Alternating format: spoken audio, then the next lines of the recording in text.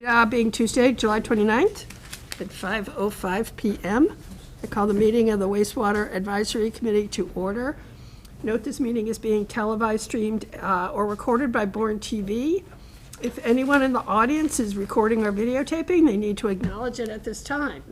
Hello, I am recording. Okay, what is your name? Your Owen, right? Yes, I am Owen. Okay. Bourne Enterprise, pretty new to South. John, nice to meet you. Hello, nice to meet you. Keith Barber. Hello, Keith. You guys are Okay, helping us out. Again? Hello. It's our new reporter, yes. Yes. If anyone from the meeting wishes to access the anyone from the public wishes to access the meeting, they can do so by calling the conference line 1-929-205-6099. The meeting ID is 812-0682-1355. I think the password is 922. I think that worked, right? The Zoom chat will not be monitored. Participants who wish to speak must raise the hand icon until the chair asks them to unmute. Meeting is called into public session. Note excused absent members. Let's see who's here. So we have 1, 2, 3, 4, 5, 6, 7, 8. I think that's everyone, right? So we have 6 in person and 2 on Zoom. Any votes that we take will be by roll call. So we are welcoming Brian Baumgartel from Mass Tech for a discussion of IA systems, efficiency results, and testing in progress. So you have the option, Brian, of sitting at the table with us or standing at the podium, whichever you would prefer to do. I can stand at the podium. Okay. I sit all day long. All right, then. All right, so I joined the Zoom meeting so I can. Do we need to go around the room and introduce? Have we not had everyone introduced? Keith Barber. Mary Jane Mastrangelo. Wayne Sampson. Neil Angel. Margaret Reale. John Duggan. And on Zoom, we have Chris Hilberg and Melvin Peter Holmes. Okay. And so we're represented by an at-large select board, FinCom. finance committee, at-large, board of health, planning board, at-large, and conservation. Very good. All right, so, while this is trying to load itself, what I did was just join the Zoom meeting to make this a little bit easier to share with everybody who might not be here. And I'm trying to reload it because my pictures got closed and You everything. may have to turn off your audio if we start getting feedback from Okay, two. yeah, that's all Okay. turned off already. So bear with me for 1 second here while I, come on. Ah. Close. There, don't see it. Sorry about that.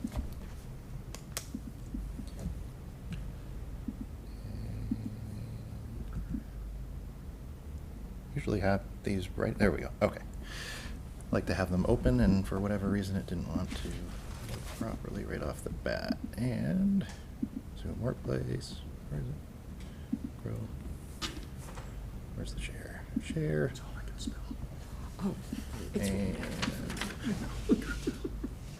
I just said drive too. there we go, okay. Full screen. Okay, so one of the things I'm going to talk about tonight is the Schubel Pond project, but I just wanted to give you a little introduction of what we do. So my name is Brian Baumgartel. I'm the director of the Wastewater Division at the Barnstable County Department of Health and Environment. This division is composed of 3 main programs. The one I'm mostly going to focus on this evening is the Massachusetts Alternative Septic System Test Center, for which my bright orange shirt represents. We have a number of different colors for each of the programs. We also have Aquafund, which is our low-interest loan program to help homeowners pay for their failed and failing septic systems. So I'll give you a little bit more detail about that one as well. And a newer program called the Septic Utility Program, which is intended to help homeowners to manage their on-site wastewater treatment systems, or more specifically, their advanced on-site treatment systems. So to start with Mass TC, we're a facility out on Joint Base Cape Cod where we test all kinds of technology in the realm of advanced on-site wastewater treatment. Everything from soil-based treatment systems up to advanced, more space-age technologies like membrane bioreactors and the like. Septic system technologies are generally not one size fits all. So there's a whole bunch of different scenarios where you might use advanced technologies. It might be something like you want to add a bedroom on your house and you need a little bit better treatment because you're in a zone 2 or something like that. Zone 2 is a zone of wellhead protection for water resources. So there are a number of reasons, and the one I'm really here to talk about today is primarily focused on nitrogen because that's what you all are focused on primarily in your watersheds. And just as a sidebar, you know, as we focus on nitrogen, I think it's important not to lose sight of our freshwater ponds. There are like 800 something freshwater ponds on Cape Cod. Those tend to be impacted more by phosphorus than nitrogen, and phosphorus is a completely different animal for treatment processes. So it's a whole different set of technologies that need to be looked at for our ponds. So what I wanted to do tonight is to walk through some of the various types of technologies that are available, talk a little bit about how those technologies perform, and how those work their way through the approval process with Massachusetts DEP and where the leading technologies are in that approval process. I wanted to talk a little bit about the cost of some of these systems tonight, and give you some information about that, and then some of the programs, as I mentioned before, that we're putting together at Barnstable County to help you all manage these things as you move forward with your planning process and actually start to put infrastructure in the ground. So what I want to start with tonight is just to talk a little bit about what we call the Shubal Pond Project. You may have read about this in the newspaper at some point. This is really driven by the Barnstable Clean Water Coalition. This was a project in conjunction with US EPA, Barnstable Clean Water Coalition, Mass TC, the Nature Conservancy, USGS. And the point of this project was to do some community-based on-site wastewater management experimentation, really to see not only how do the systems perform, but look at it in a more holistic viewpoint of how you might deploy systems into an entire neighborhood and what the impacts of that would be, both from an economic standpoint as well as an environmental standpoint. Shubal Pond is off of 149 in the town of Barnstable. It's a small kettle hole pond. They probably wouldn't say it's a small pond, but it's on the smaller side for ponds. And there's a fairly dense working class neighborhood in the vicinity of that pond. So it was a good location to do some of this experimentation. As I said, high density housing neighborhood. They're all about quarter-acre lots. They're pretty regularly spaced. I mean, they're pretty characteristic 50s and 60s type of neighborhoods. No cul-de-sacs or anything like that. They're just, street on street on street. They've had some problems with cyanobacteria blooms, and then they have a concern for groundwater in this area because there are groundwater wells, public supply water wells in that area as well. This just gives you a quick look at what the neighborhood looks like, or the section we worked on. The red dots are the houses where the systems were located. There were 13 of one technology and one location where we had a different technology. The blue dots represent groundwater water monitoring wells that were put in by US EPA and USGS to actually look at the impact before and after of the installation of the systems to see the actual effect in groundwater on installing this sort of cluster of systems in that region. I'm not going to talk a whole lot about technology really, because I think you all have a pretty good grasp about the various modalities of treatment. But just to give you a sense of the technology that was used in this project, it's the nitro system by a company called Clean2. They're a local company from Martha's Vineyard. It's a fairly straightforward technology that relies on very simple components to effectively remove nitrogen. It can be placed into really a standard Title V system. As you can see, there's a Title V septic tank and a Title V leach pit. And then you have this component sitting in the middle, the nitro tank. And this is sort of a basic block diagram for a lot of the different IA technologies. A significant number of them are a separate tank from the septic tank. And they go between the septic tank and the leach field. There are variations of this depending on the technology you're talking about. There's one called FujiClean, which is from Japan, which is also a good nitrogen removal system, which is a single tank. So there's no septic tank and treatment tank. It's all combined into one. There are other technologies we've been working on at the test center for a number of years that don't involve this sort of black box technology. They're really focused on making changes within the leach field for nitrogen removal. I talked a little bit about some of the high technology that we have out at the test center, these membrane bioreactors and all these kinds of things. It's somewhat ironic that the latest and greatest technology for nitrogen removal relies on wood chips. So we've kind of come full circle on some of that stuff. I could get into the nitty-gritty of why that is, but I want to get through this stuff first, and if you have questions, we can go back to that. Here's just an example of an installation. This was taken by WBUR. They did a feature story on this project as it was going in. In this particular scenario, they had to replace the leach field, which is along the bottom there, where the gentleman in the green shirt is standing. Well, I guess they all have green shirts, so that's not very helpful. The one on the bottom there, and then you can see the nitro tank is the new one being installed. The septic tank for this particular house is the one, not the one that's really revealed, but the one sort of up and to the right. A little close up, you can see, as I explained, these are really kind of ironic that they're very simple. You can see the wood chips actually within the system itself here. There are some minor O&M things that need to go with this. I said it's a pretty simple technology. What you see over on the right there is the blower for the system. So it aerates the wastewater that's coming in. That does part of the treatment process for us. So the operation and maintenance for the bulk of this system is just pulling out this little filter and getting the dust out of it. But these are some of the O&M types of problems that we see in that on the left-hand picture there. I think some animal had gotten in and dug up some dirt around the pump, but they're pretty simple technologies for operation and maintenance as well. In terms of power use, it's just this blower that does all the treatment. The other type of technology we installed in that neighborhood was called a wood chip bioreactor. We call this a layer cake technology.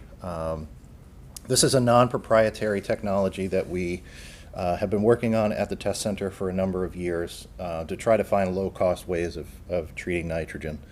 The basic concept here is there's a septic tank that utilizes what's called an under-drain soil absorption system that does nitrification, and then a wood chip bioreactor for denitrification. So again, wood chips. Here's a picture of the installation. There's me standing there observing what's going on here. The basic gist of this is the septic tank is up near the house. It pumps up and over to the first leach field, or the nitrification bed, sort of over on the left there. The black tank that you see more toward the front of the picture is the wood chip tank. And then kind of along the bottom there, going from center toward the right, is the leaching field for this system. There's a few more pictures of what that looks like. So those are the two basic designs that we did in the Shubal Pond project. So we had 13 of the nitro systems, one of the non-proprietary technology.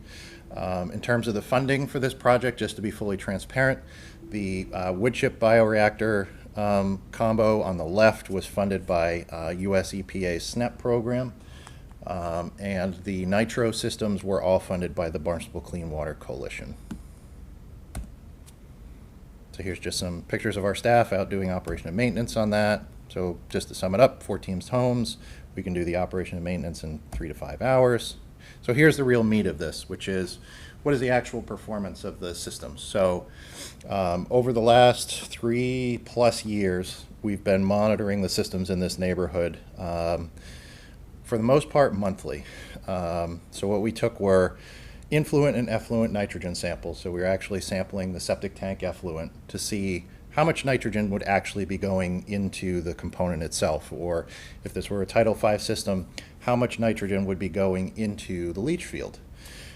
We sampled the effluent of the system, so we can compare directly and figure out how much nitrogen was removed. So in this chart, if you look at the blue lines or the blue bars, those are the influent numbers, and the yellow bars are the effluent numbers, and we're talking about concentrations or milligrams per liter in this case. So as you can see, there's some variation in influent numbers. The lowest there is 33, and the highest there is 152 milligrams per liter. We found that the average influent in this particular project was about 85 milligrams per liter, which is significantly higher than what is assumed in most of the water quality models that have been run through the Mass Estuaries project. There's probably a number of reasons for that. I think one of the main drivers is that homes have a lot more water efficient fixtures in them. And I think there has been a little bit more clarification on the amount of nitrogen each person produces each year. So, but these are real numbers. This is what was measured from the systems themselves. So in some of these cases, we're starting with 152 milligrams per liter of nitrogen and ending up down at 7. So the median or the average effluent from this project, I believe, was something like 4.5 milligrams per liter, which is a pretty significant amount of nitrogen removal. Come on, go forward. Wow. And if you have any questions along the way, just feel free to jump in. No, and but, ask. I'm going to need you to send me a copy of these slides so Yep. that I have them for the record. Yep, And happy so then to. I can send them out to the committee so we can actually see them. That would be great. Sure. Thank you. So, Brian, my question would be, has the pond shown improvement since this has been going on? So somewhat ironically, as I mentioned before, ponds are really more impacted by phosphorus. Right. And this technology is not a phosphorus removal technology. So there wouldn't have been a real improvement in the pond because of this project. The other piece of this is that groundwater, when they were putting this all together, they were using the USGS groundwater map flow maps that, USGS plugs in all the model data and tries to make some determinations about which way groundwater flows, which is really important when it comes to ponds. As it turns out, once they actually drilled the wells, they found that the water was moving basically in the opposite direction of what the model was saying it did. So this set of houses is actually down gradient at the pond. They're not feeding, it turns out they're not feeding anything into that particular pond. But you still got the data. We still got the data. It's still a good project, but Did it's you- not phosphorus data. Did you have any population data on these homes? Yep, yeah, we knew, going into it, how many bedrooms, what the general occupancy was, which ones were seasonal, which ones weren't, so that we could, hone in a little bit better on some of the removal rates and things like that.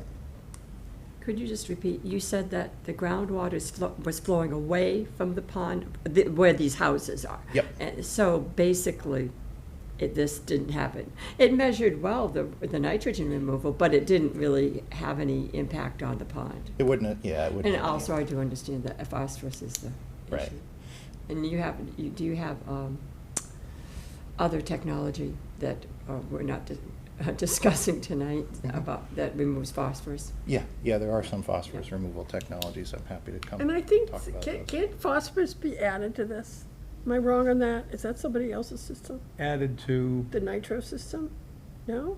I don't know that. This, to my knowledge, nitro isn't set up to remove phosphorus.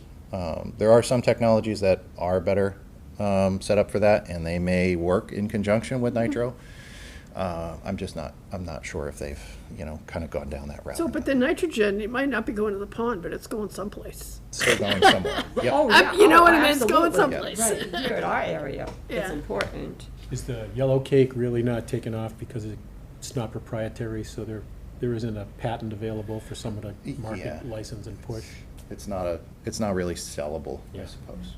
But for homes that are near for example, that there's not near the coast, that's not near salt water, I mean, they would opt for a system that removes phosphorus to protect fresh water. Here, we've got both we're dealing Right, with. right. So there's double concern. So we need more technologies that do both. So, I have a quick question. Let me hear Chris, and then you Yeah, can go sure, in. sure. Go ahead, Chris. Thank you for this, and by the way, the Zoom participation is excellent, we can see and hear well. I just wanted to ask a couple of quick questions. First, did the wood chip replacement, et cetera, did you see or do you anticipate a reduction? I mean, 95 to 97% reduction in nitrates is really great, but do you see a plan, do you expect to see a reduction as these systems and the wood chips age beyond 3 years? That's one of the things that we really need to have more data work out. This technology has only been in existence for 5 years or so, I think. So we don't really have long-term data to say how long the wood chips practically will last for this technology. Though if you look at the basic stoichemistry for this, so what we're really looking at with wood is carbon. Carbon is a source for the nitrogen removal bacteria. And they're basically using it up over time. But if you look at the basic chemistry there, these sources of wood chips could last 100 years or more, just based on the carbon that's available. It doesn't, that's not factoring in how the wood chips break down and how there are little spaces, it's much more complicated than that. The vendor, I believe, estimates somewhere in the realm of 15 to 20 years of life from the wood chips. And one of the sort of nice things about the way this technology works versus, say, the non-proprietary technology that I was talking about, I want to go back to this picture here. You could see the wood chips there in that chamber, which has a cover right over the top. So if the wood chip starts to fail, if it seems like the nitrogen removal is slackening off because maybe you're losing some of the ability of the wood chips to do their work, you could call in a vacuum truck, suck out the wood chips that are there, and put new ones in, and you're off to the races again. They tried to design it in a way that it would make that a pretty easy process. Whereas if you look at some of the layered designs, not this one because this is also a tank of wood chips, but some of the layered designs where we've worked wood chips into the soils and things like that, that would be obviously a much more complicated proposition if the wood chips started to lose their ability. Wayne? And then my second question is that this has always been a challenge for myself personally, because I'm also concerned about phosphates as well. This did a great job for that. The target, though, of the model, I think, was to reduce total phosphate input or effluent into the pond. Is that correct? Which model are you referring to? The original one, Schubel Pond. I know you ended up finding that the water wasn't flowing in the direction you had hoped, to see what impact it would have on the actual pond itself. And I think it started with cyanobacteria, and if I understand it correctly, it's really difficult to tell exactly what the significant contributing factor is to cyanobacteria, other than the level of phosphate. Too high, too low can cause problems. So I guess I'm asking you is, this was great for nitrogen, but we still have to consider the phosphate side of things. Correct. If you're placing technologies up gradient, groundwater flow is incredibly important when it comes to ponds and how water is going in and out. If you're talking about houses that are up gradient of a pond in terms of groundwater, you really need to be considering phosphorus removal systems in conjunction with nitrogen removal. If you have a highly impacted pond, that does become much more important. If you're just talking about a house that's purely feeding into an embayment, a marine embayment, phosphorus, it's not an issue of concern with that. Okay. And then, Mary Jane, the next one, last question, did we visit this neighborhood? Yes, this is where we went. Okay. We went with Zep, and we'd had a tour. Oh, Some great. of the members on the committee have been to this neighborhood and Yeah. saw it when they were installing some of the things. Quite a few of us I'm went. thrilled with this follow-up. Yeah. I'm thrilled with the follow-up. Thank you. If you're curious and you want to see the full set of data, this has been published by EPA. There was a batch of data that went out. I'm happy to share that when I send that this. would I'll be send good. that paper along with this as well. And I believe there is an update to that paper coming. It's EPA, so you can read into that how you'd like. It may take a little while. Wayne has a question. So I'm very interested in the information that you've provided, but it also raises other questions, I think, outside of just the test results you got. So depending on where the house is located, might depend on what type of system the homeowner should put in. Correct? Yep. But there's nothing, or is there something in the regulations? Does the town have any authority to tell a homeowner which system they have to put in? No. So if you're building out nitrogen regulations, you would have the authority to say you need to use DEP's best available technology list. And I think I don't think you can spell out, and I'm not a lawyer, so Yeah. just take this with a grain of salt, right? I don't think in a regulation you could say you must put in nitro, right?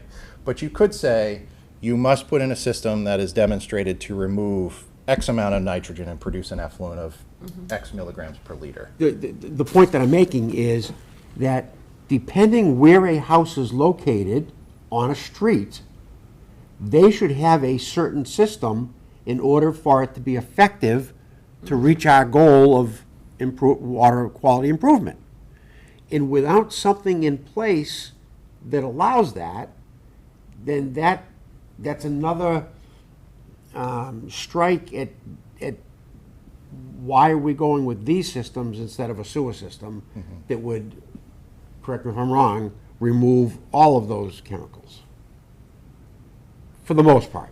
Yeah, so if I always say the best way to approach these things is not to think about it as IA or sewer or this or that. Think about it in terms of how could we blend these approaches together to come up with the scenario that works the best, right? So you're going to have watersheds, and I'm not fully familiar with your, all the details of your watersheds, but there are watersheds on Cape Cod where we need to remove all the nitrogen. Like, we can't put any more in, right? In that case, you can't really use something like this in those watersheds. That's really where you have to use a sewer. But the thing to remember with sewers is you're taking it from one place, it still has to go somewhere. If you look at Falmouth as an example of this problem, Falmouth is like completely surrounded by these watersheds. And their problem is they can take it out of all the other watersheds, but they don't have a watershed where they can put it once it's been treated, because there's residual nitrogen in treatment plant effluent. It's usually somewhere on the realm of 3 to 5 milligrams per liter, but you're talking about like millions of gallons per day. So there's a lot of load there. Like, stop talking about concentration and think about how many kilograms of nitrogen that is. Their problem is they don't have a watershed To put it. where they can put it. So that's why Falmouth is focused on this outfall pipe, because they have no place. Barnstable is going to be in a very similar situation. They lack good discharge sites. So sewer is absolutely, like, where you need to get all the nitrogen out, that's the gold standard. I guess the second half of that question is, if we were looking for the blend that everybody is talking about, how do we encourage our residents to get the right system for their particular location? Or what enforcement is available? The language best technology, that's not going to work, because it might be best technology, but it may not be the right technology for that. But who's going to tell the homeowner what the best technology is? Your Board of Health is Yeah, where that's what I was coming trying to from. get at. Yeah. Yeah, okay, Yep. thank you. That's the Board of Health's realm to set that regulation. I have two questions. One is, so we have new Title V for nitrogen-sensitive areas that talks about nitrogen removal. Are there regulations that talk about phosphorus removal?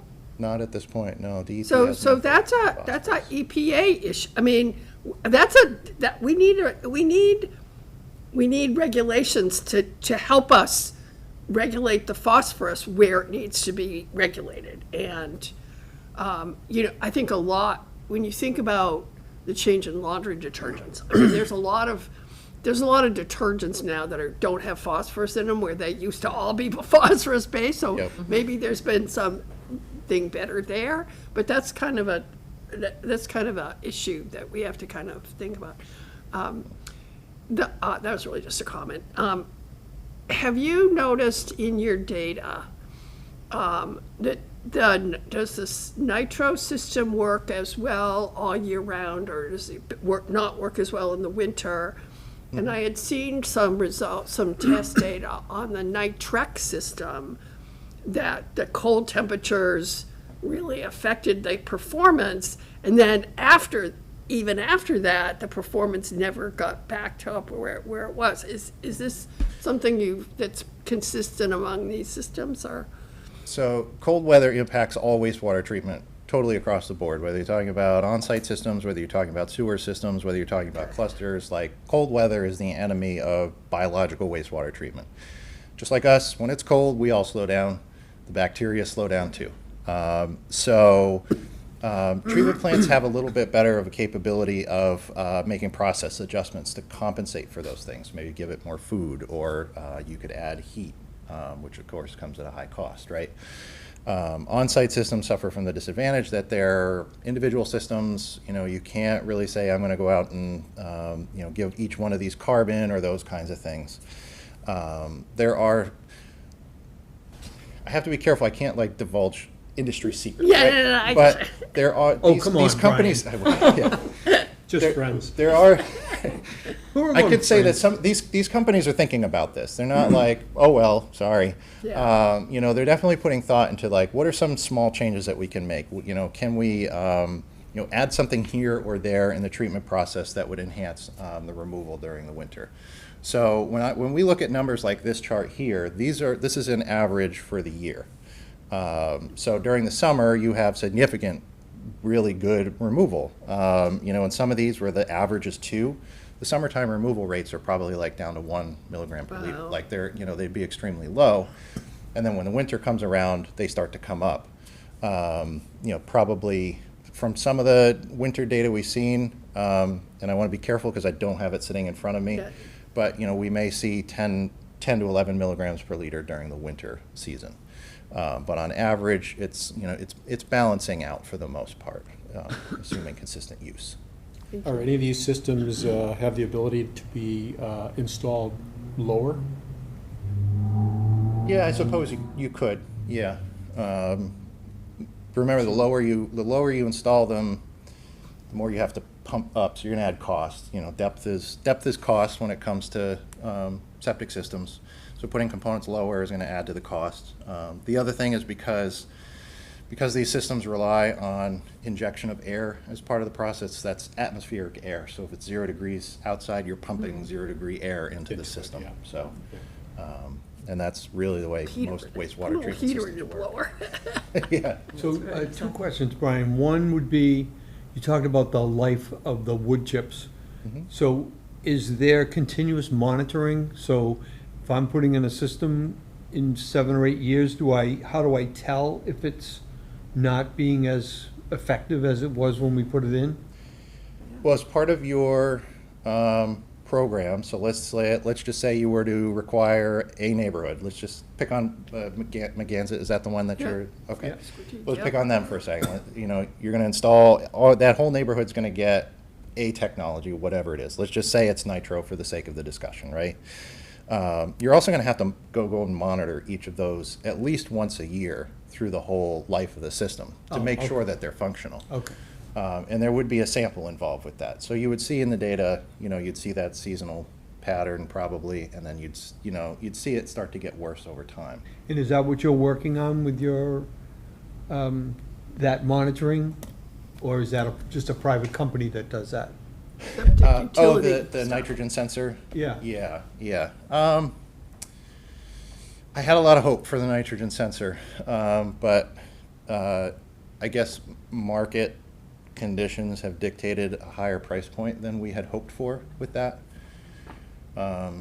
So I'm not counting on that coming to fruition anytime soon, So unfortunately. my second question would be kind of what Wayne was asking.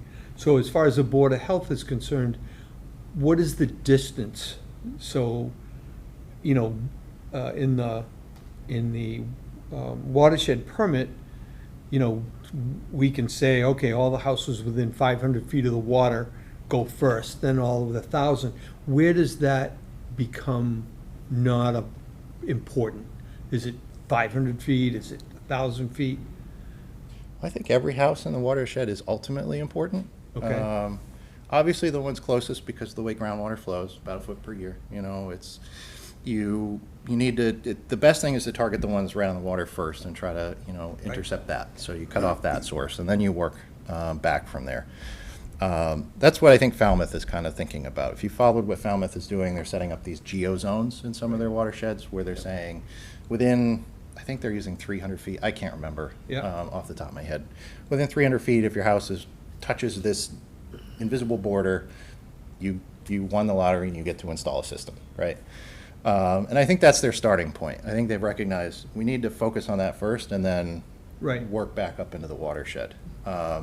If you look at, let's go the opposite direction and look at the town of Wellfleet. If you followed Wellfleet, they've got their own problems going on because they had a plan and now they're starting to have some disagreements on the best way to move forward with it. But the Board of Health did pass a regulation earlier. No, it wasn't. Was it this year? No, it was this year. I think it was in January. That required upgrade to a nitrogen removal system, the Bannard system. I think they said 10 milligram per liter or better systems in the regulation. And it wasn't like within X feet of the water. It was just anywhere in the watershed. If you're getting a septic inspection done, or if you're transferring the property, those kinds of situations, you had to upgrade at that time. And there's been a lot of pushback in the town as to how to move forward with that.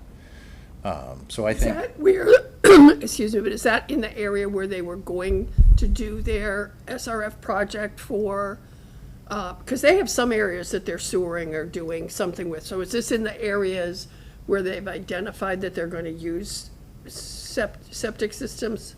That in those areas, they're requiring that you have to do the upgrade now? that was the way the board was approaching it.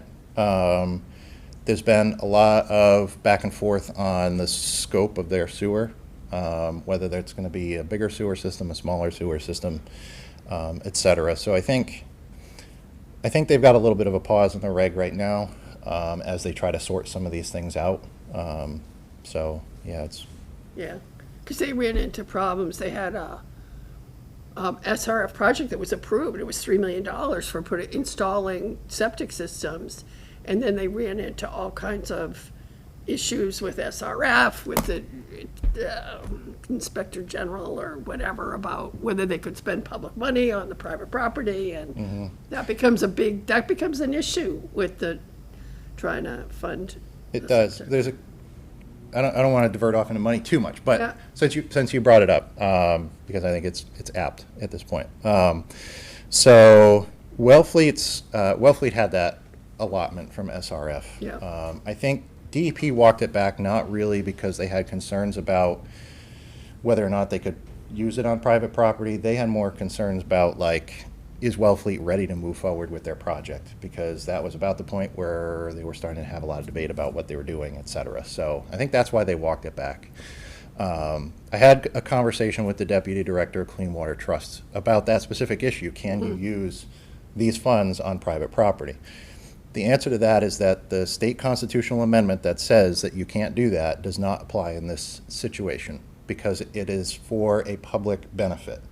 A homeowner who has to install a system on their individual property for nitrogen removal to protect a watershed that they may only get to visit once a week, I mean, they don't really get a practical benefit from that for their own purpose, right? It doesn't Right. increase your property value. It doesn't really do anything for you.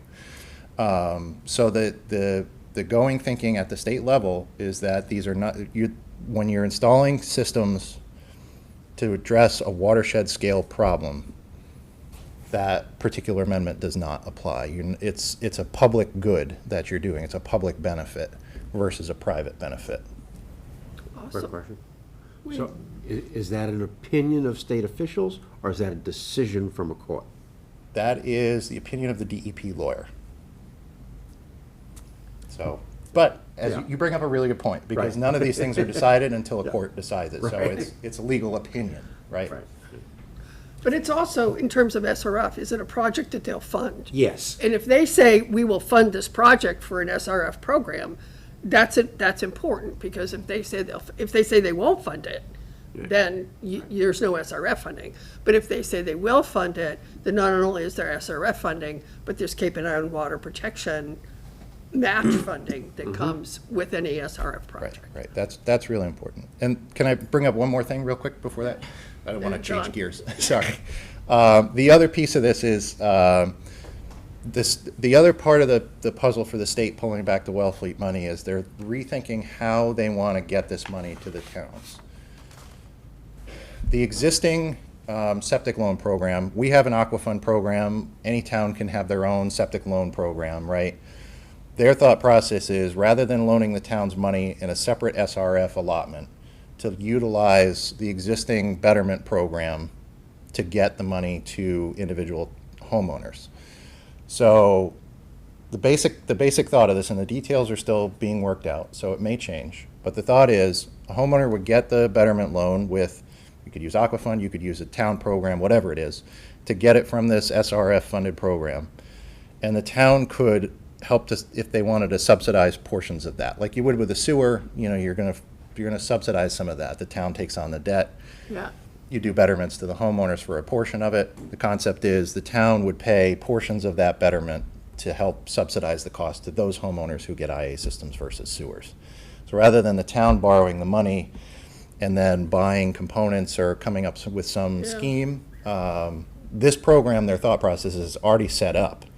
The SRF process is so geared towards sewers that they're really wrestling with how to make these individual site projects fit into this big machine of putting in sewers. John, did you have another question?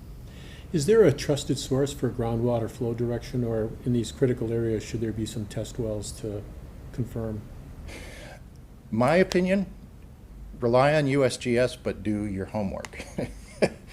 Trust Yeah. but verify. Trust but verify, exactly. USGS has done their best, but it's a model, right? So, they plug in data about the soils and things like that and spits out a number, but the only real way to do it is, do some monitoring wells, find another technique. I know there's a USGS scientist that has some ideas about how to do it without doing actual wells, so, but you definitely need to characterize your groundwater flow, yeah. Okay, Thank you. thank you. We will move on to your next topic. Sure. So let me I want to dig into some of these. I'm going to skip some of this stuff here. Wood chip bioreactor. One of the important things I think with all of this is to consider installation of water meters as part of your program. And that is water meters to monitor the internal water use, the water that's going to flow into the system. And if you consider it as part of the initial capital project, it helps to take away some of the cost consideration that goes with that. Why would you want to do that? Well, when we go out and do samples give us a concentration, right? But they don't give us an actual load number. It doesn't tell us how many kilograms are coming from that house, how many kilograms of nitrogen are coming from that house. It just tells us it's X amount of milligrams per liter. So to actually calculate the load, which is what TMDLs are in, they're in kilograms per year into a water body, you need to figure out how much water is actually flowing through the home. Now you can do that in a couple different ways. You can estimate it based on how many bedrooms there are, but it's a crapshoot, honestly, because people add bedrooms that you don't know about. You don't know how many people actually live there. You don't know what kind of fixtures they have in the house. So you can make some estimates. Say it's a 3-bedroom house and you're going to say it's 50,000 gallons a year, but who really knows, right? The only way to do it is really just to measure it. In this day and age of everything being Internet of Things, they have water meters that you can read remotely. In fact, the town probably uses them for its water service now. They just We don't drive have by water and- service, we're 3 water districts. Oh, okay. They probably all use something similar, I would imagine. Yeah, nobody comes by my house and comes in and says, I want to see what, Yeah, they can just drive by now. I'm sure, yeah. But this is fascinating because we had a discussion years ago about the meters that measure the outflow from the outflow, like what's coming into the sewer, and they said it's really important, difficult, and hard to do. So at what point is this?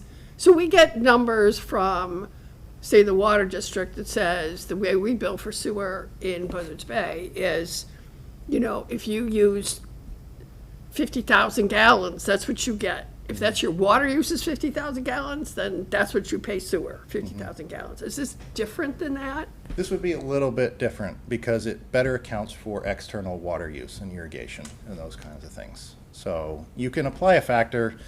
I don't remember what the EPA suggested Should be factor like is for- 80% or it's something, I think, like yeah. that. But it varies so much from household to household. So you can make that estimate. You could just go on the water use records and base it off of that. Or you could have a second water meter put in that measures just the internal use of the house. In the Shubal Pond project, that's how we did it. So we could Okay. measure precisely what was going through the system. Internal water use. Yep, so it excluded the spigots on the outside of the Okay. house. Yeah, Or and irrigation. irrigation systems. Awesome, thank you. I didn't know you could do that. But as I said, that allows us to calculate the flow, which is important, as I said, because you can have a system that, let's say we have two households and you're measuring 15 milligrams per liter in the effluent from the system, right? And you might say, oh, these are great, they're both doing well. But let's say house one is using 500 liters of water a day, and house two is using 3 times that amount of water, 1,500 liters per day. So the first day, you get this amount, and you're gonna see kind of as we go through time, so here's day one, day two. The amount of nitrogen actually within the total load of nitrogen in house number two is higher because 15 milligrams of nitrogen per liter times the number of liters per day is really how many milligrams or kilograms of nitrogen came out of that system. It's a measure of the actual amount of nitrogen. Despite the fact that both houses have the same nitrogen concentration, because their water use is so much different, house number two is actually 3 times the amount of nitrogen coming out of it than house number one. That's why this becomes important, because as you're trying to calculate from your watershed what your actual removal was, so let's say you did install all these systems in Meganzet, when you go to report to DEP at some point, you need to know how much nitrogen was actually removed. You're gonna need to do a calculation. And this gives you, by using water meters, you can get a more precise calculation of that. So this is just a demonstration of why that's an important factor. So that's really interesting, because we have, like, the definition of bedroom now is, like, really difficult.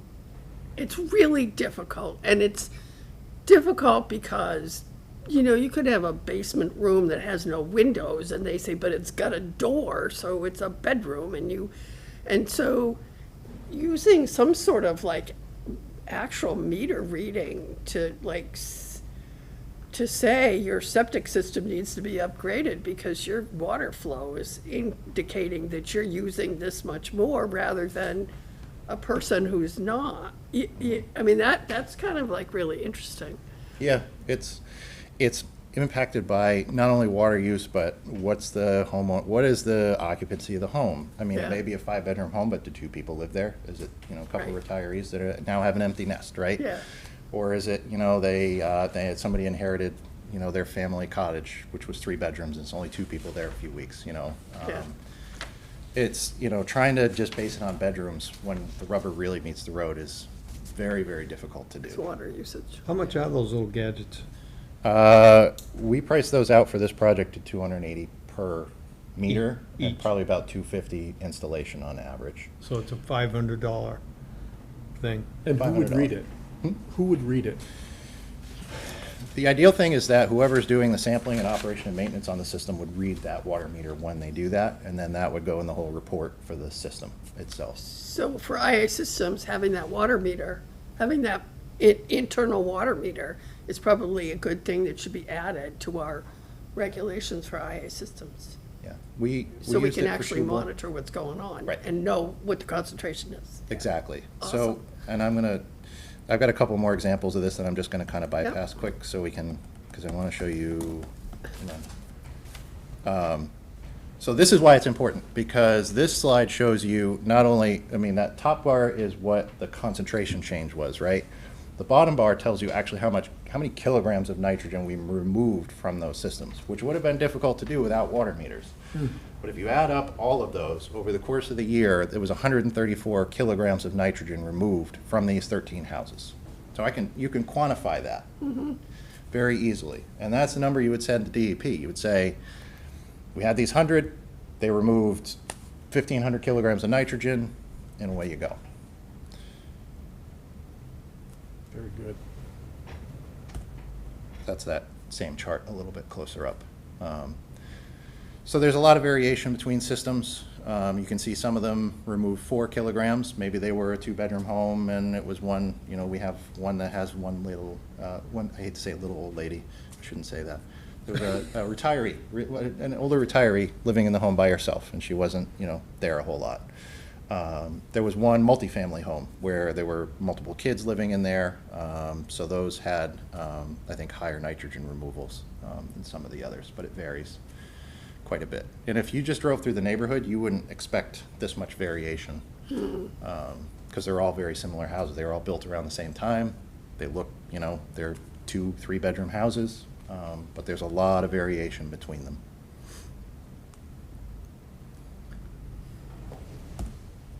Okay, so that's the Shubal Pond stuff, and I'll leave that chart up in case anybody wants to look at it. Any other questions on that stuff? Any questions? Good.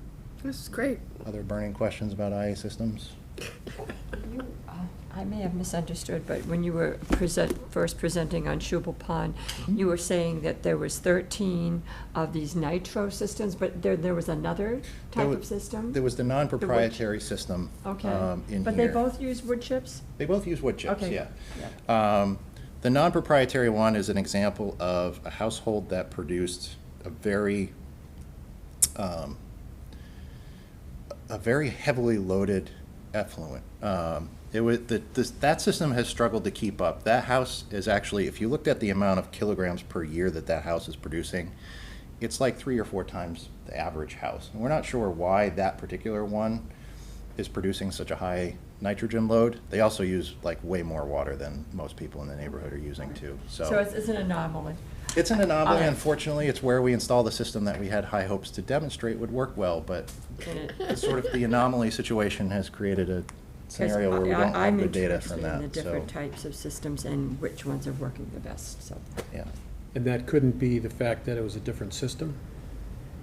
No, the influent from that house is characteristically different, even from the multifamily house that we did there. It had much higher nitrogen and water use. So not only lots of water coming into the system, but high concentration. A lot of empty beer can? I was just gonna say, they drink a lot of beer in that. No idea. But, I mean, they're a fairly normal family. Like, I have no idea. But I did find it interesting to see the variations in like how, that change of like 152 in some and like 43 in others is really kind of different. Because when I was trying to understand nitrogen removal, it seemed like for many places, I think there was some place in Maryland or something where they were using the inflow is like 65. And so then when you have like your 19, that's giving so much of a percentage, for the general use IA systems, but you really need the 10 to get to the 75% removal that you want to have. But if it's, that's not consistent, that's 60 or 80, it's whatever. Yeah, it's, the DEP, the MEP model assumed that each house was producing, out of the standard septic system going into the watershed was 26.25 milligrams per liter, which is obviously much lower than what we see actually coming out of the septic tanks. Right. And if you work that backward in through some of their assumptions of removal rates in a standard leach field, because standard leach fields do remove some nitrogen, it's just not a lot. We think DEP's assumed influent for MEP was about 40 milligrams per liter or so. Okay. And as you mentioned, down in the Chesapeake Bay, they're assuming 60 milligrams per Yep. liter. We're finding actually it's even higher than that, which has really impacts is you're trying to do all this bean counting right now and figuring Yeah. out, like, how much credit do we get? And what benchmark do we use against, you know, how do we demonstrate what the actual removal is? But if you don't know what's coming in, you don't know what's going out, you know that, Yep. you can't, but you don't know what your removal is between the what came into the system and what left the system, so that, I understand that completely, that's really good information. Okay, Great, Very cool. next topic. very good. Thank you so much for having me tonight. Thank you. All I'm right. happy to Thank come you back at so any much. point. Brian. This was really great. We I appreciate really it. appreciate it. And, so we do film this, it's on our TV station, and it does get, like, it is available, so we'll Fantastic. reach a wider audience, but we appreciate your coming. It was very, very helpful. You're very welcome. You're all welcome to come and take a tour of the test center at any point. Just give us a call and let us know Thank you. when you'd like to come. Sounds Great. good. Thank you. Great, thank you so much, Brian. Before you go, would you mind sending me an email with that presentation as well? I have it ready about this. Yeah. Okay.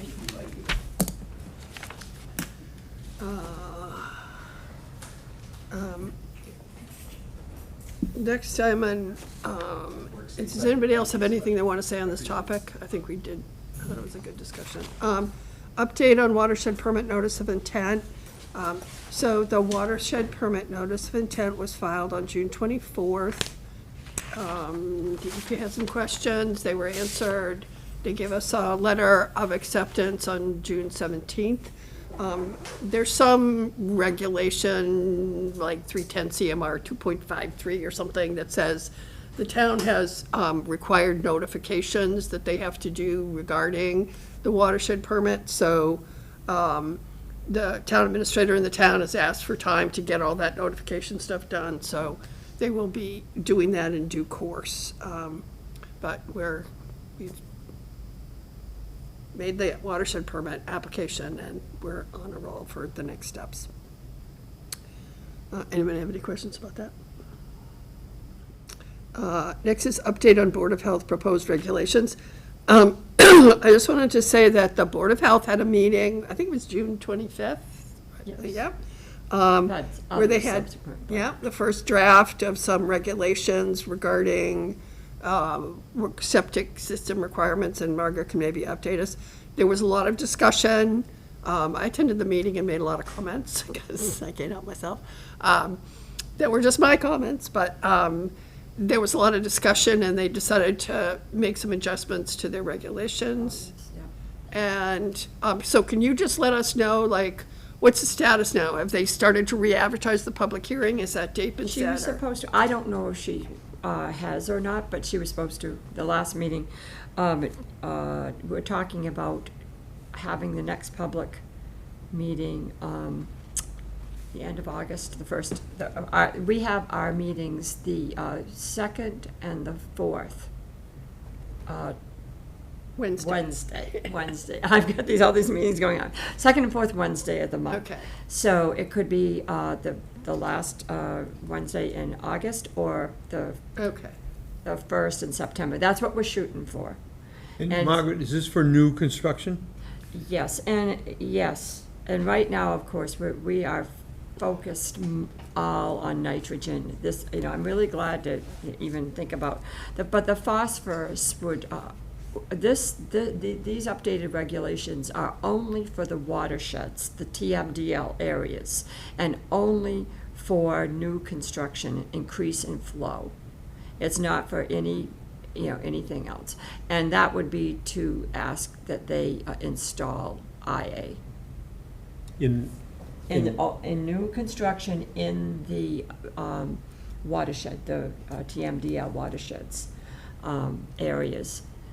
Because with the acceptance of the NOI, that requirement is no longer there, from the state. The state requirement of the Title V is no longer, they don't have to install So IA. even in areas that we are talking about sewering? Well, the thing is, but also in the regulations is some protection for those people who do install, first of all, people do not have to add on. They don't have to build in these sensitive areas. So it's their choice right away. In other words, if you own a home in that area, we're not telling you, okay, you've got to, install IA. It's only if you want to increase this, or go in and build. All right, secondly, we are updating the regulations on sewering too. And we're in the process of discussing that, but we're saying, like some of the other towns have said, 20 years minus the age of your IA system, that you wouldn't automatically have to hook up to sewering. We're going to also, we are writing into the updated regulations that IA system would be monitored, and if it, well, of course it's monitored, but we would, check it. If it's working very well, if it's removing a certain level of nitrogen, as it should, then we would not require them to hook up to sewer. So that if they've just put in a lot of money and putting, in installing an IA system and it's working great, that we're hoping that to protect people from having to hook up to sewer. At the same time, we're not saying everybody's got to, has to get IA. It's only those people that are seeking to expand and to build in these very sensitive areas. So that's what it is, if they expand the footprint of their home? Yes. So any addition at all would trigger? If it would be if that addition would be an increase in flow, I don't think if you're gonna put a shed in, Well, if you, let's say converting your cottage, you need a little more space in the kitchen, Yeah. and you wanted to extend it, would that trigger? I'm not sure about that. I'm not sure. I think that we go by the bedroom. So I don't, if it were your kitchen, or if it was a porch, I don't, or So if something. you're adding a bedroom, it would certainly trigger it. Yes, But there may yes. be some room for other work permits. I do That may believe not. so, yes. I Yeah, don't, there was, John, there was, for that meeting on the 25th, they did publish on the Board of Health website, like what they were proposing, and it was increase in flow or increase. One of the things that I talked about was cesspools. Yes, I will. I said, like, what about if there's a cesspool? How can't you go?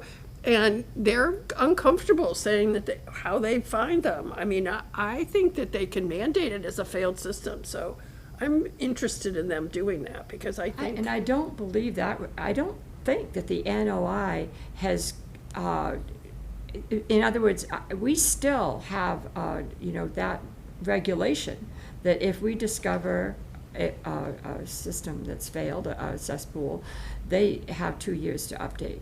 That hasn't changed. I don't believe that's changed.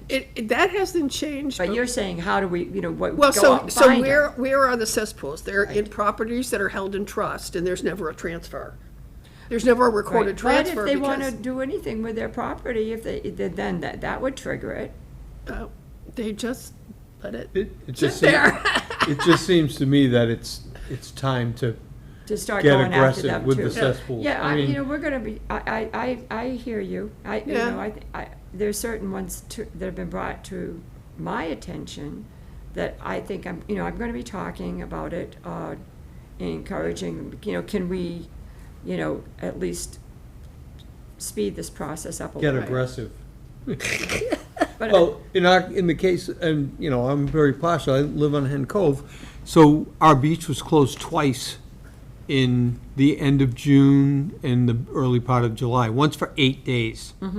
And the coincidence that people are arriving for the summer in their, summer residents are gonna be here for 2 or 3 months, all of a sudden now we have the beach closed. Yeah. When people I know personally where there are 5 cesspools. Right. So what do I do? Turn on your neighbor. Report them, yeah. Well, it gets crazy because, what about property values? All of a sudden, we've lived in Hen Cove now for over 20 years.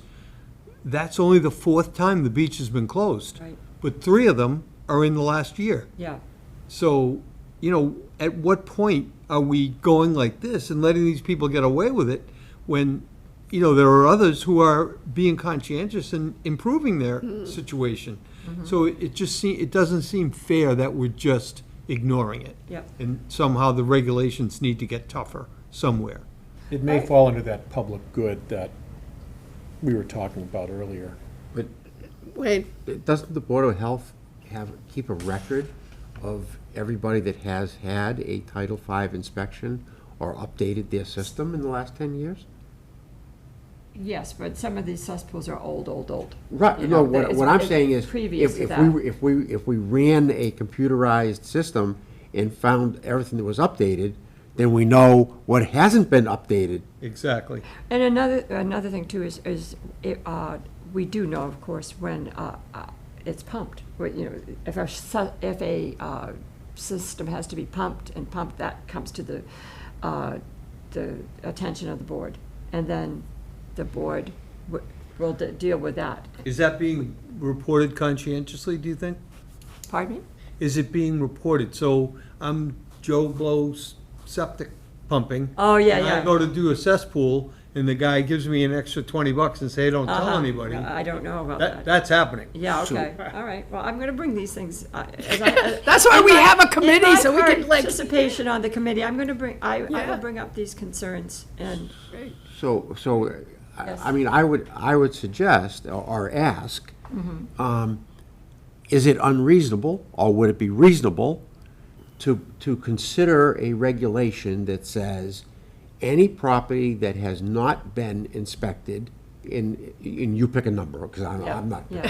like, we gotta. But I mean, in 10 years or 15 years, will be required to produce a certificate of compliance.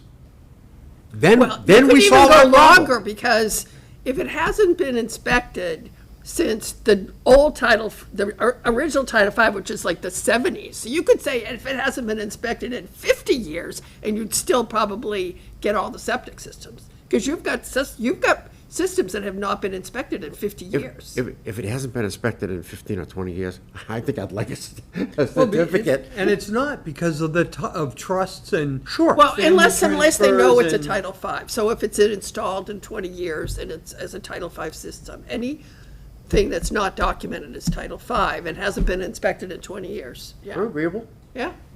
That sounds good. But it's the back way of doing it. Yeah. And saying, okay, Yeah. we don't have a record of you having an updated inspection. You have to provide it within 6 months. Whatever. So in the CWMP, there is an appendix that lists whether it's a Title V or an IA, and then there's some other category. Now, the other category can be a system that's got waivers, but they'd have been they would have been before the Board of Health or been inspected because they have the waivers. And for an example, around Amarita Island, they're too close to the water, so they have to get waivers, so they're not a full Title V because they have waivers.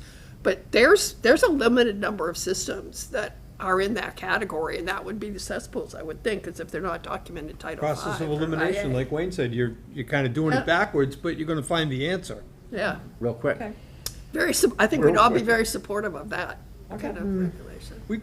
Oh, yeah. John, wait. Yeah, I don't know, but What is the average lifetime of a modern system, operating properly? And I guess it could be that if you wanted to, say, show the service records, like Title V, compliance is extended if you have it pumped annually.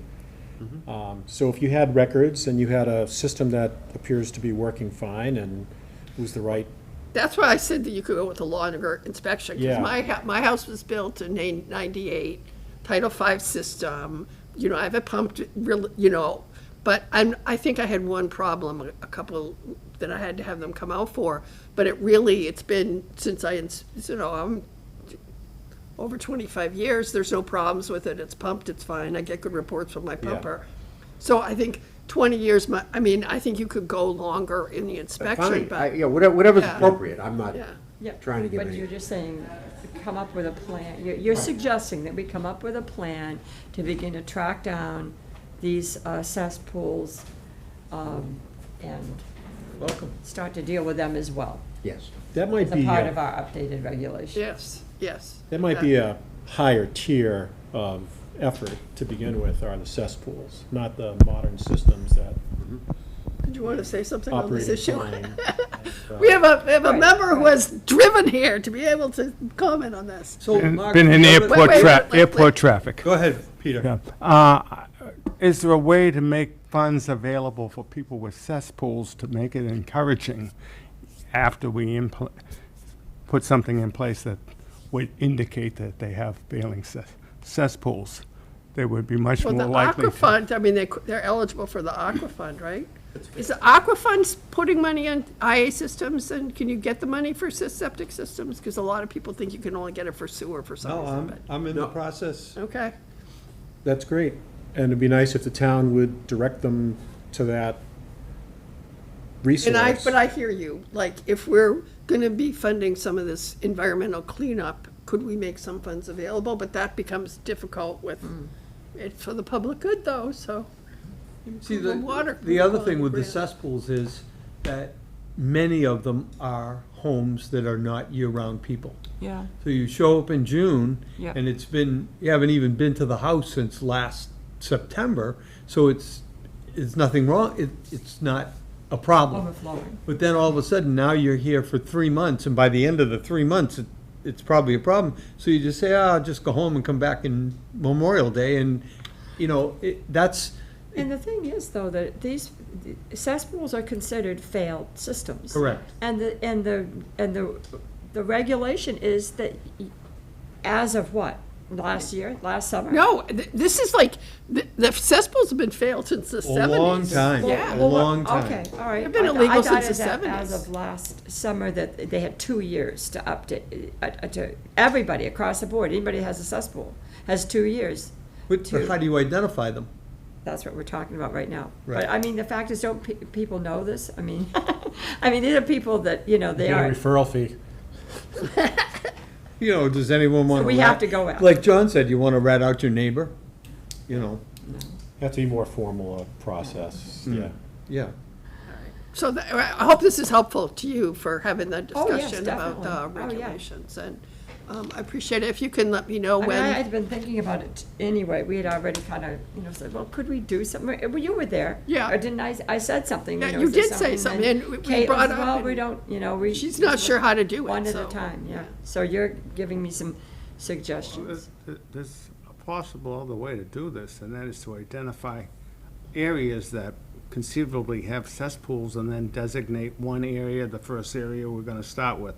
I don't know if we're gonna put it in and roll the thing and reach in and pick the number, but I'm Let saying Barry do that. Right, what I'm saying is we select a neighborhood, and say, this neighborhood is the number one first neighborhood we're gonna start with. We have 5 neighborhoods that we think have failing septic systems, and we're gonna start to check.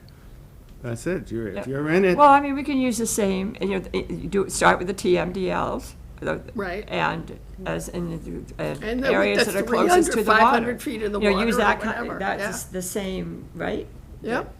The That'd be same great. criteria that we're, imposing on. Yeah, I just want to say one more thing, and that goes back to the original Shoal Pond. I went to the pond and everything where Yeah. they did the study and all. I was part of that group. So I went to go swimming with my relatives that I just sent back to England a few hours ago. And we couldn't go swimming because we went to Queen Soul Pond, and it's closed because of cyanobacteria. Yep. Why is it closed? And it's early. It usually doesn't get closed until late August. Till the water warms up. Yeah, so phosphorus would be my first inclination to believe that that's why it's failing, so to speak, that you can't swim in it.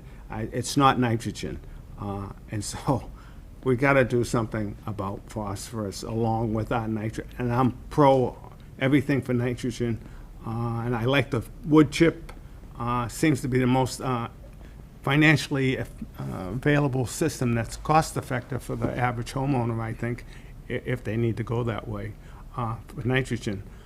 But we got to do something about the phosphorus. But it seems to me that the systems that are going in sort of mandated, they're still using a lot of the general use IA systems that aren't you know, they're not using the technology because they're only provisionally or pilot. I mean, what's the Nitro at now? Are they provisionally or pilot? Nitro is provisional, and they're on the tail end of their approval process for that. So with provisional, so everybody's familiar, they have to install 50 systems, at least 50 systems, Yeah. and monitor all 50 for 3 years.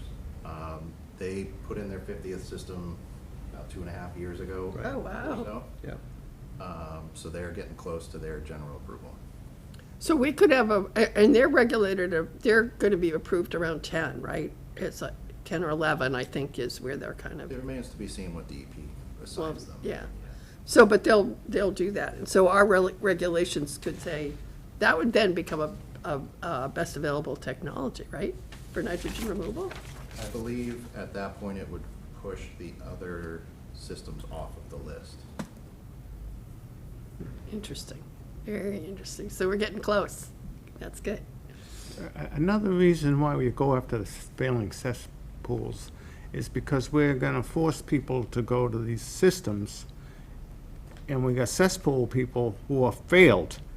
They have failed, and they should be the first guys to be required To go. to go. I mean, it's just logical. I mean, in other words, why should they tell me I have to go? I've got a septic system Well, we're that not hasn't gonna, really we're not failed. It's telling just- you to, no, only if you want to build a new home in the, a TMDL In a nitro- area, in a- or if you want to add More rooms. more rooms. But if you're not going to change your property, we're not, right now, you're not going to have to, you know. So, I think what that's, you know, they're thinking of people who, I'm not gonna argue about it. I agree. I think both need to be addressed, but, you know, they're thinking of people coming into the area and large, you know, homes right on the water, you know, Yeah. that, in the, Yeah. the thing. But I also agree that people that,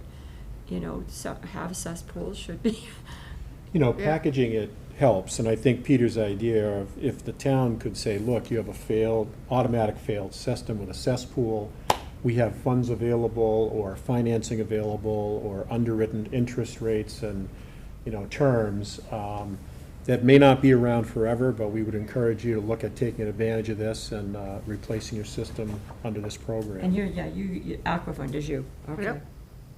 All right. All right, we need to wrap up by 6:30 because there's another meeting Oh. coming in here, but, How did it get to be 6:30? yeah, 6. How did it get to be 6:30? I've I've been having so much fun. All right, next item on the agenda is committee reorganization. So I'm happy to, you know, not be the chair anymore, or if anyone wants to volunteer. But we also, Keith has been the vice chair, but we need to solidify who is our clerk, because I think we voted Chris last year, and then he wasn't a committee member, so we kind of really didn't have a clerk. So I just want to make sure that I'm not having to do all the minutes and everything. You don't want to be the chair anymore? I could, You're doing such a great job, You're MJ. doing a fabulous job. if anyone else wants it, I'm free to give it up. If no one else wants it, I'll continue to do it. I nominate MJ. Yeah. Second. All in favor? All right, let's do a whole slate. If we can do the whole slate, then we only have to take one vote. Okay. So do you want to continue as vice chair? Yes. And Chris, do you want to do minutes, or you want to give it up and have someone else do it? Since I'm here about 50% of the time, maybe if someone else is willing to, who can participate regularly, it would be great if they could do the minutes, but I can certainly help in their stead when they're not available. Is anybody interested in doing minutes? If not, I can continue.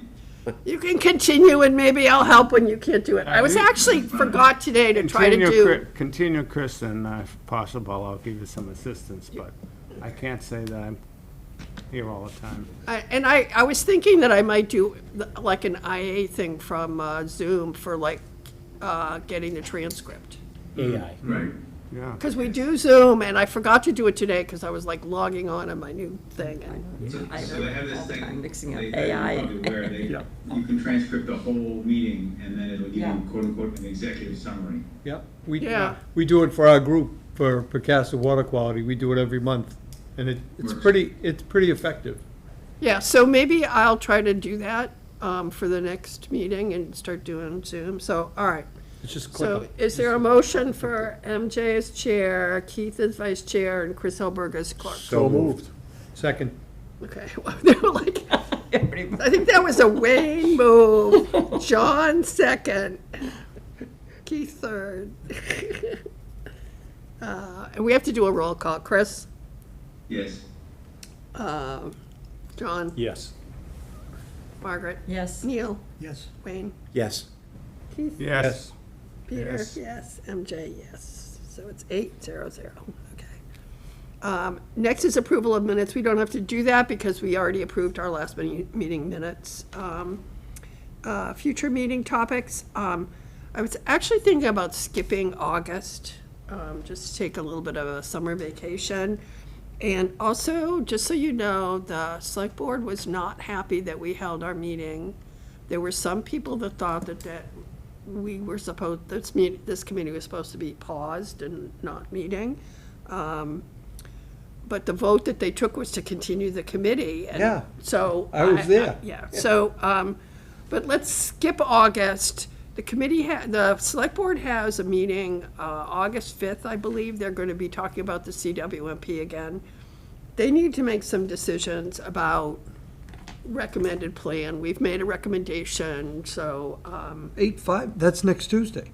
Yeah, right, Tuesday. I got a doctor's appointment. It's Tuesday. yeah, That's next Tuesday. yeah. That's when, yeah, first, when they're meeting. So, Okay. we'll see how that discussion goes. Okay. Could I ask for Brian's spelling of his last name? It's in here. Oh, sure. Baumgaertel.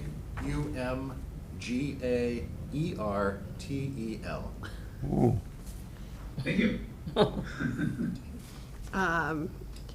Okay, so if we skip August and we go to September, not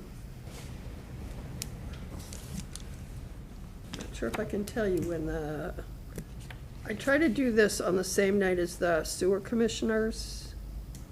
So you're talking about the same topic all night? Well, no, it's That was just. supposed to be a joke, but No, it's just, it's easier for me to kind of be here on the same night, and before a select board meeting can be too time intense. it's fine.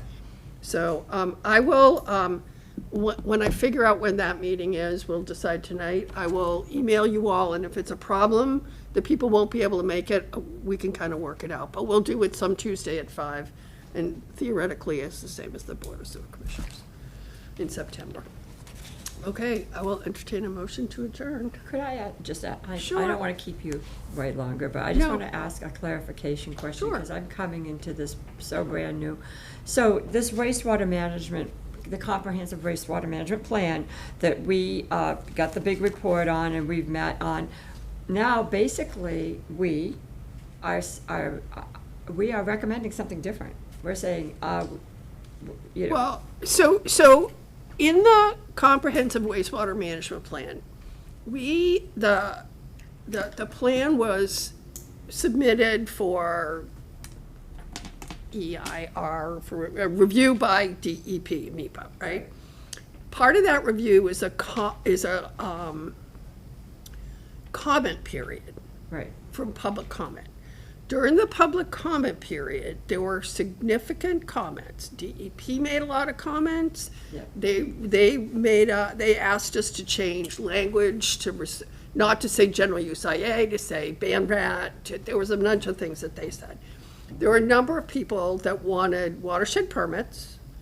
And so in the comments, there's a list of all the comments, and then it says select board to reconsider. Then it says sewering, select board to reconsider. Yeah. So then there's this, select board to reconsider. So all of the things that say select board to reconsider the consultant, Helen Gordon said, once the select board reconsiders those things, she would incorporate the decisions made by the select board into the report. Okay. And there's some tables that have been adjusted. The recommended plan for Finney's Harbor is to go look at sewering. Yeah. The recommended plan right now for Megantic is IA systems, but the select board really needs to discuss whether, based on all the comments, based on the reconsideration, based on the recommendation of this committee, is that still the recommended plan? And once they do that, that report we can say the recommended plan is sewering. Basically, we're going back to the drawing board. I mean, maybe Yeah, not throwing and the whole. I don't think it's going back too much to the drawing board, because a lot of the basic information in the report is going to be the same. Okay. It's just what is the recommended plan? And we've already Right. decided that there's watershed permits in the NSA, so Okay. that should be incorporated in the plan. And so Is there there's some just a little place bit of finalization. Is there some place where I could see a summary of the comments? Is that? Yeah, let me see if I can get you something. I know you did give us some of the comments from outside organizations like Buzzards Bay Coalition. I Right. think very There was a interesting. chart, That was there was a excellent. chart of comments where that said, I'll see what I can All right, thank you. put together. If everybody wants that, I'll just send it to Thanks for that everybody. clarification. So that's, if you're interested in how the select board discussion will be next, it'll be on August 5th. I'm pretty sure, but you have to verify the agenda when it comes out on Friday. Okay. Okay. All right, so, Make a motion to adjourn? Keith, A second. motion by Keith, second by Margaret, to adjourn, roll call. Oh, Chris has left the meeting. Apparently. So if there's no one else on Zoom, do we have to roll call? We'll just roll call anyway. John? Yes. Margaret? Yes. Neil? Yes. Wayne? Yes. Peter? Yes. Keith? Yes. MJ, yes, 700. We are adjourned at 6:30.